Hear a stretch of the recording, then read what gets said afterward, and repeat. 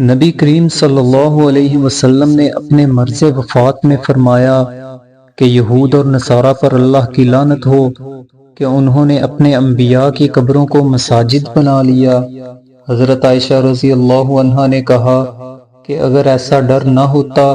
تو آپ کی قبر کھلی رہتی اور حجرہ میں نہ ہوتی، کیونکہ مجھے ڈر اس کا ہے کہ کہیں آپ کی قبر بھی مسجد نہ بنا لی جائے۔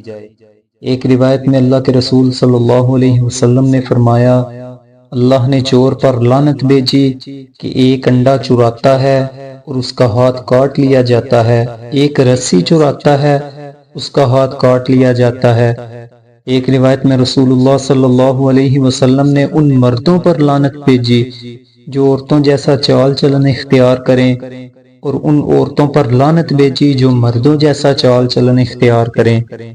ایک حدیث میں حضرت ابو ہریرہ رضی اللہ عنہ سے روایت ہے کہ میں نے رسول اللہ صلی اللہ علیہ وسلم سے سنا، آپ فرما رہے تھے، دنیا ملعون ہے، اس میں جو کچھ ہے سب ملعون ہے سوائے اللہ کے ذکر کے اور اس سے تعلق رکھنے والے اشیاء کے، اور سوائے عالم اور طالب علم کے۔